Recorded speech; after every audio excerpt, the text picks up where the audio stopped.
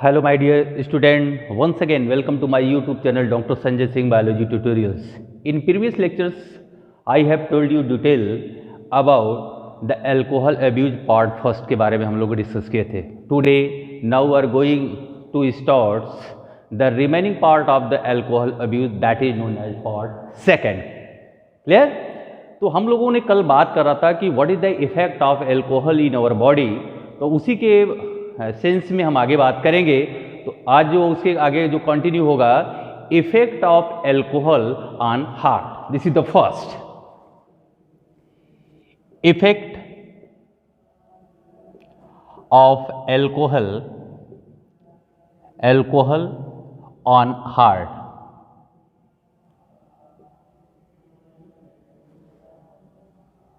As you know that heart is the very important organ in our body. It is also known as pumping organ of our body because the supply of nutrients, supply of oxygen in every part of the body or every cells with the help of blood vessels, with the help of hearts, इसके through हो जाता है. तो heart is the very important vital organ in our body. If the hearts are affected with drugs or alcohol, so therefore to cease the function of heart, तो ये बहुत बड़ा problem हो सकता है. तो क्या होता है कि अगर इफ यू टेक अल्कोहलिक, अगर आप हो रहे हो, ध्यान देना कि अल्कोहल का इफेक्ट क्या होगा. अल्कोहल क्या करेगा, increases the chance of heart attack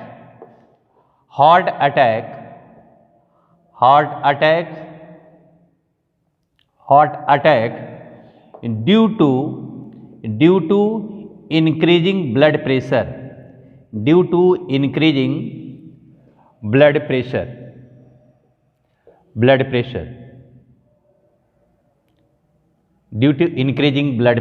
पहला point. If you take alcohol in more amount in our body, so alcohol affect our heart, हमारे हार्ट पर अफेक्ट करता है. So therefore increases the chance of heart attack. It means the cardiac muscles become weak due to action of alcohol. अगर हमारी cardiac muscles weak हो जाती है, हम ये जानते हैं कि our heart is made up of cardiac muscles. So therefore the chances of heart attack is more ज़्यादा हो जाते हैं. As well as वहाँ पर क्या होता है, increases the blood pressure, blood का प्रेशर भी बढ़ता है, जिससे हार्ट पर प्रेशर आ जाता है, तो अटैक के चांसेस बढ़ जाते हैं.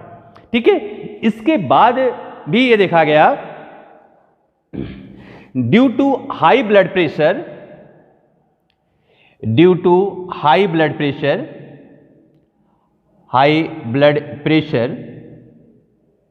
That is known as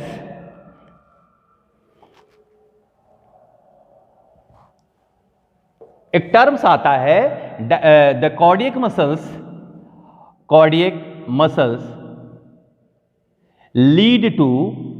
Leeds to hypertrophy. Hypertrophy क्या होगा, ये हाइपरट्रॉफी क्या हो रहा है, इसका मतलब क्या हो रहा है, कार्डियक मसल्स जो होती हैं, cardiac muscles rigids and lose flexibility.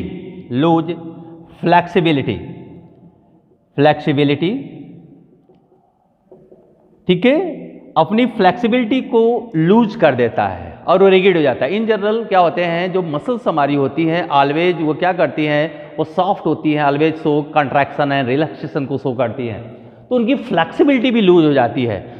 तो उससे एक प्रॉब्लम्स भी आ जाता है जिसको कार्डियोमायोपैथी भी बोलते हैं.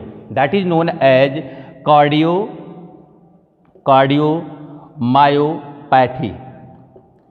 कार्डियोमायोपैथी मीन्स क्या होगा कि cardiac muscles become rigid, lose flexibility को लूज कर देती है. There is more chances of heart attack के चांसेस बढ़ जा रहे हैं. तो आपने देखा कि alcohols are very dangerous for our heart. हमारे हार्ट के लिए भी बहुत डेंजरस है कि अगर आप ले रहे हो, इनटेक कर रहे हो, ड्रिंक कर रहे हो, तो वह हमारे, ध्यान देना, हमारे ब्लड प्रेशर्स को इंक्रीज कर जाएगा, जिससे कि हार्ट अटैक के चांसेस बढ़ जा रहे हैं। और यहाँ पर आपने देखा कि हाइपरट्रॉफी को शो करने लगता है कार्डियक मसल्स का। हाइपरट्रॉफी का मतलब ये होता है कार्डियक मसल्स जो होती है rigid and lose flexibility, and this phenomena is known as cardiomyopathy के नाम से भी जाना जाता है। Next is the effect of alcohol, effect of alcohol on alimentary canal,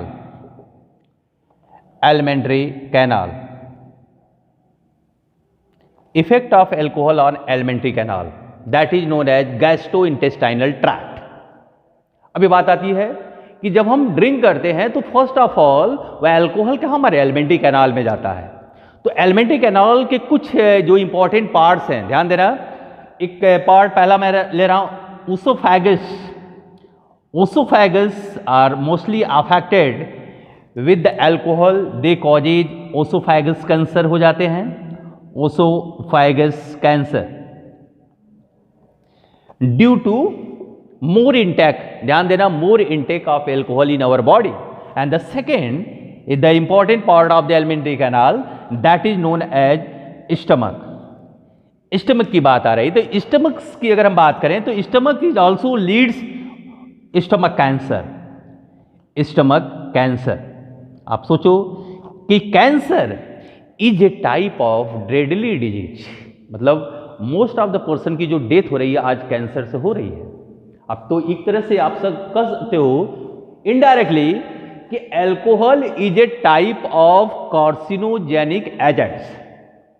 वो कार्सिनोजेनिक एजेंट्स है because they causes cancer in our body. Like यहां पर आपको मैंने कहा कि ओसोफेगस कैंसर, स्टमक कैंसर, इसके पहले वाले लेक्चर में हमने कहा कि liver cancer is also cause due to alcohol. So alcohol is the very dangerous for our life. ये हमारे लाइफ के लिए बहुत ही डेंजरस है, इसलिए इसको कभी भी इनटेक नहीं करना नहीं चाहिए, ड्रिंक नहीं करना चाहिए। ठीक है, तो ये तो अभी मैंने दो का अपनी बात किया, effect of alcohol on heart, second effect of alcohol on alimentary canal. Next nutritional deficiency.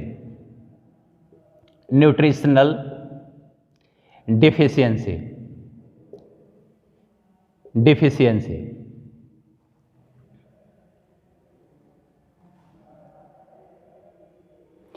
Alcoholisms, ध्यान देना, alcoholism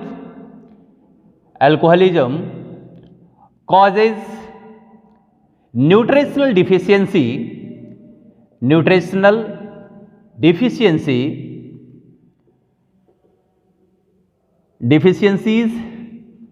in human bodies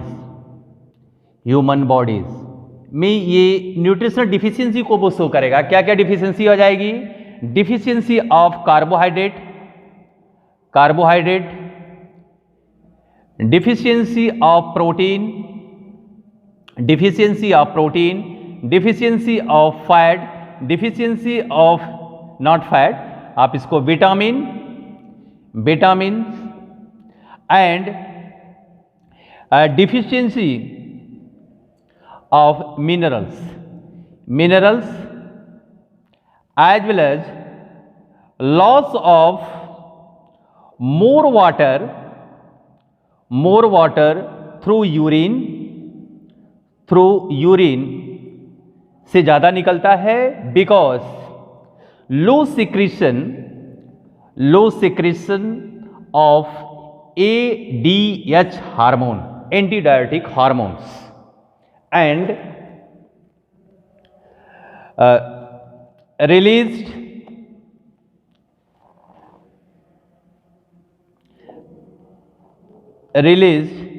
vitamin B complex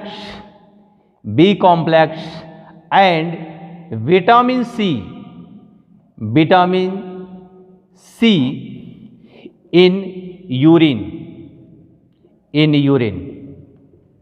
आपने देखा कि न्यूट्रिशनल डिफिशियंसी मतलब alcoholic causes nutritional deficiency in the human body के अंदर deficiency ला जाता है क्या होगा, deficiency of carbohydrate in our body.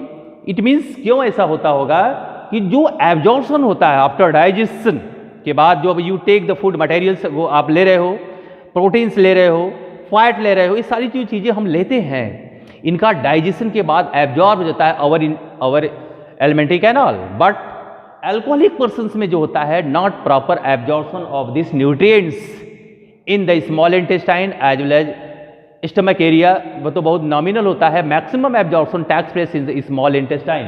तो lack of absorption of carbohydrate, lack of absorption of protein, lack of absorption of vitamins, lack of absorption of minerals and loss of more water molecules through urine, because in that person, ऐसे person में the low secretion of antidiuretic hormone, actually these hormones act on our nephrons, on the collecting ducts पर वहाँ पर act करते हैं, so therefore stimulate the nephron to absorb the water molecules, को absorb करने के लिए stimulate करते हैं। तो जब low secretion होगा ADH का तो वो स्टिमुलेट नहीं हो पाएगा, इसलिए यूरिन में ज़्यादा अमाउंट में वाटर्स रिलीज हो जाता है। तो ऐसे पर्सन को बॉडी में डिहाइड्रेशन के भी चांसेस बन जाते हैं। ठीक है, release vitamin B complex and vitamin C in urine. ठीक है, vitamin B complex and vitamin C both are the water soluble vitamin. ये वाटर सॉल्युबल विटामिन होता है क्योंकि वाटर इनके बॉडी से ज़्यादा लॉस होता है। इसके साथ साथ ये भी विटामिन भी also loss, B and C both are loss through the urine. तो आपने देखा कि अगर आप अल्कोहल को ले रहे हो, आप अल्कोहलिक हो, तो आपने देखा है कि lot of nutritional deficiency occur in our body. और आप ये हम सभी जानते हैं कि न्यूट्रिशनल डिसऑर्डर होता है, इससे you are suffering from a lot of symptoms से हम सफ़र करने लगते हैं। तो अवॉइड अल्कोहल्स को हम अवॉइड करना चाहिए। Clear? Next, withdrawal syndrome means क्या हुआ? इफ क्रॉनिक अल्कोहलिक स्टॉप, अगर कोई पर्सन अल्कोहल एडिक्ट है, लंबे समय से वो ले रहा है, वह हैबिचुअल हो गया, अगर उसके अल्कोहल लेने के प्रोसेस को स्टॉप कर दिया जाता है तो वो the person suffer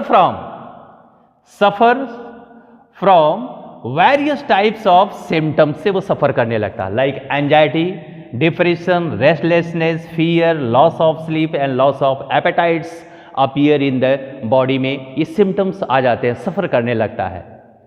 withdrawal syndromes का अगर क्योर देखा जाए तो सेम, अगर अल्कोहल को वापस आपने स्टॉर्ड कर दिया, उसको मिलना शुरू हो गया, तो all the symptoms are disappear हो जाता है। तो that is this type of syndrome is known as withdrawal syndrome. Withdrawal का मतलब हमने अल्कोहल से विड्रॉ करा दिया, तो various type of abnormalities occur in the body, that is known as syndrome. तो this syndrome is known as withdrawal syndrome. Clear? Okay, next, acidosis. Acidosis का मतलब होता है कि formation of acid inside the body. तो इसमें जो acidosis में हम बात करेंगे, liver play a very significant role. ये बहुत ही, ये क्या करता है, इसका मेन जो रोल होता है ड्रग डिटॉक्सिफिकेशन, ड्रग डिटॉक्सिफिकेशन।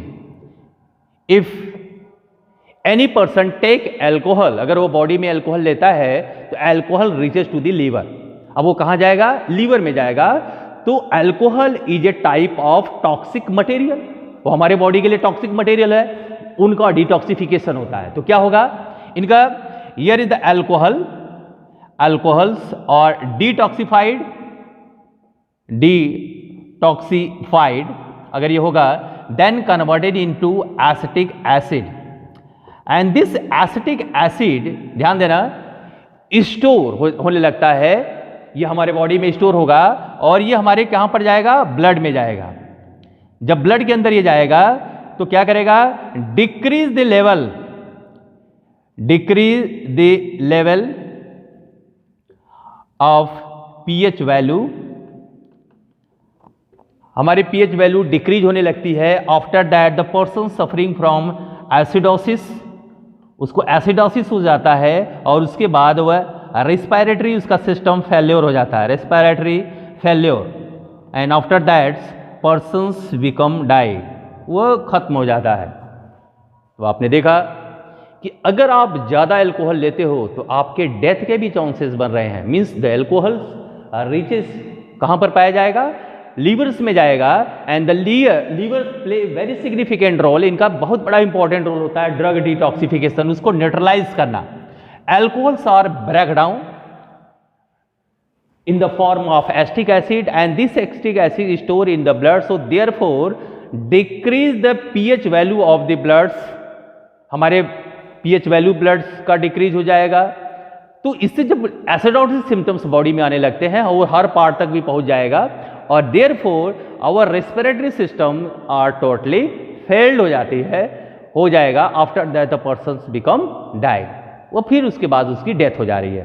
तो आपने देखा कि alcohols are very dangerous for your life, आपकी लाइफ के लिए। तब मैंने मेनी इफेक्ट की बात आपको बताया कि क्या क्या इनका इफेक्ट आपको हो रहा है, ठीक है।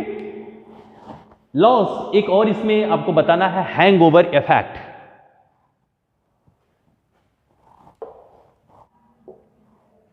Next is the hangover effects. Hangover effect क्या होता है? इफ यू टेक द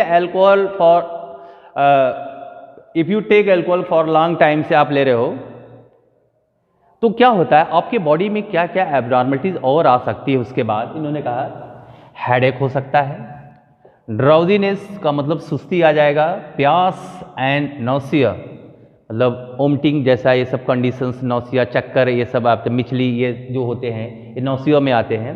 तो ये सिम्टम जो ये hangover effect, if you take the alcohol long chronic तो ले रहे हो, अगर आप ऐसे भी ले रहे हो तो भी ये सिम्टम्स हमारे बॉडी के अंदर अपीयर होते हैं। And this effect is known as hangover effect का मतलब होता है आफ्टर, ध्यान देना, आफ्टर टेकिंग अल्कोहल, अल्कोहल लेने के बाद जो इफेक्ट आ रहा है हमारी बॉडी में, तो this effect is known as hangover effect. They show various symptoms in our body.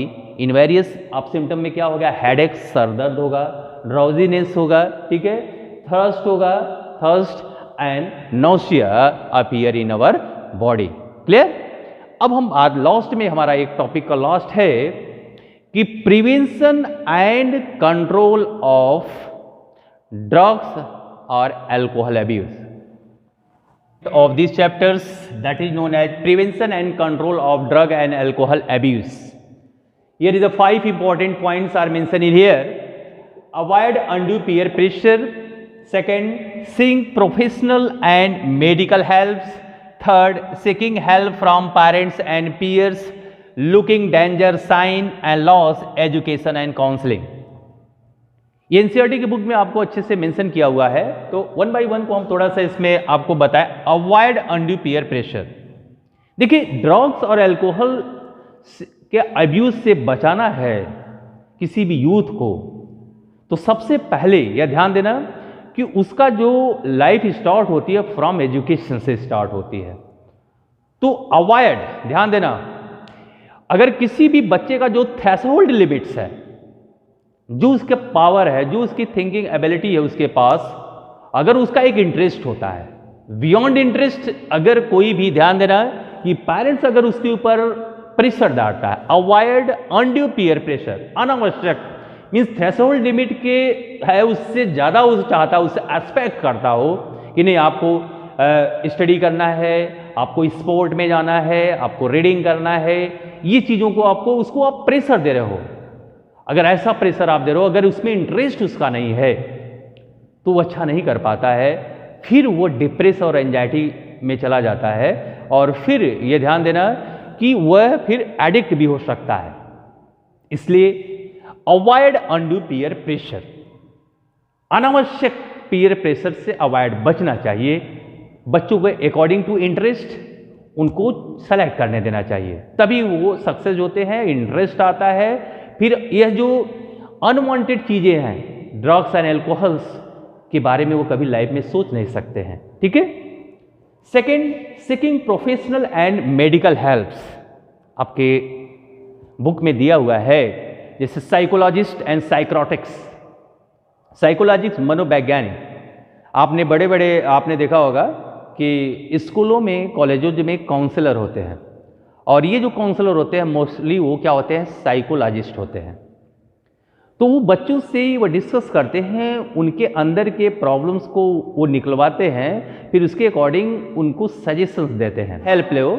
और वो क्या करते हैं, डायरेक्ट करते हैं कि अगर if the any persons they are affected with drugs or alcohol abuse, अगर उनके पास हम ले जाते हैं तो वहाँ पर वो उनको अच्छी तरह से वो मोटिवेट कर लेते हैं, डाइवर्ट कर देते हैं, फिर वह उस एडिक्ट से वो दूर हो सकता है।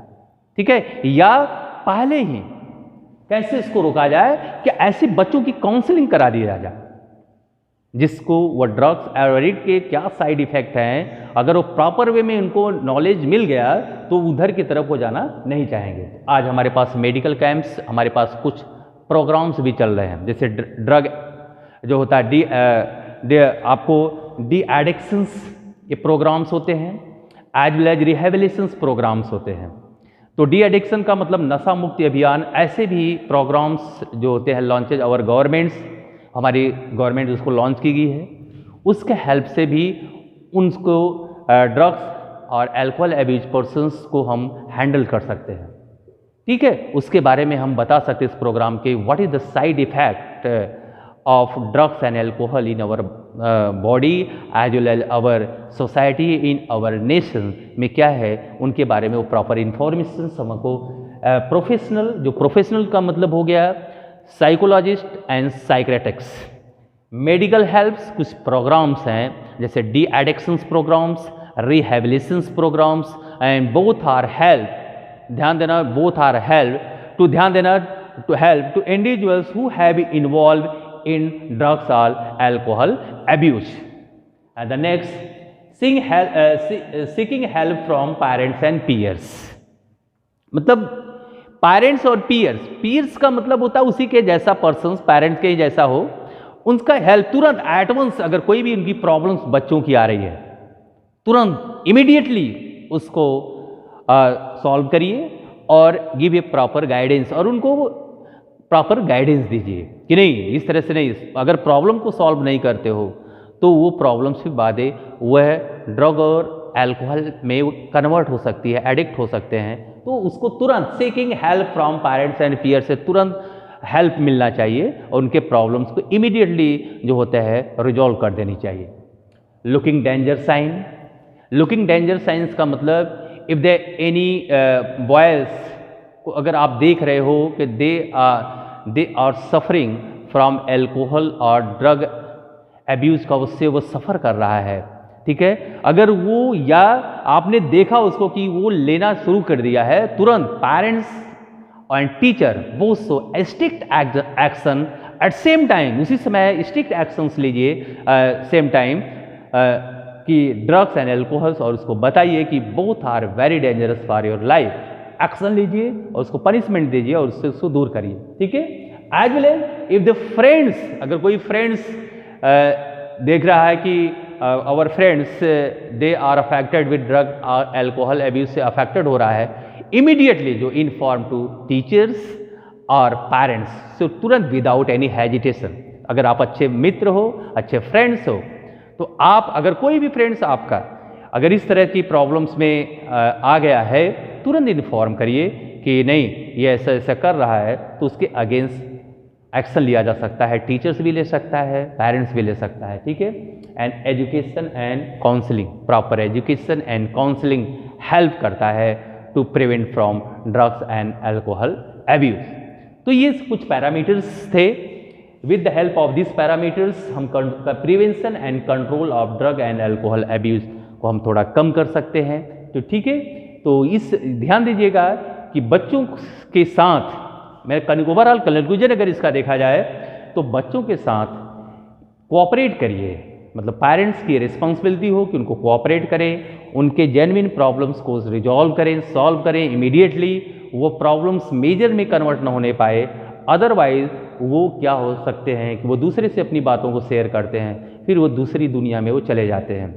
अगर उनकी कोई भी प्रॉब्लम्स, अगर उनके इंटरेस्ट के अकॉर्डिंग अगर आप avoid undue peer pressure, unwanted pressure उनके ऊपर कभी नहीं देना चाहिए। अगर आप देते हो तो वो फिर आपसे कट जाते हैं, आपसे डिस्टेंस बना लेते हैं, पेरेंट्स से और बच्चों के बीच में जो डिस्टेंस बनता है यही रीज़न होता है कि हम उनके प्रॉब्लम्स को नहीं देख पाते हैं या देख कर भी अवॉइड करते हैं। तो हमारा ये रिस्पॉन्सिबिलिटी होनी चाहिए कि हम एवरी प्रॉब्लम्स को उनको रिजॉल्व करें, उनके साथ उनको बैठें, और अगर वो फेल्योर्स हो रहे हैं तो उनको एक्सेप्ट करो। Failure is the part of life, वो उसका पार्ट ऑफ लाइफ है, ठीक है। उनको इनकरेज करिए कि नहीं, आगे फिर आप ट्राई करो और सक्सेस हो जाओगे। तो ठीक है, तो आज का ये लेक्चर से यहीं पे फिनिश हुआ। Thank you for watching this video. Have a nice day all of you.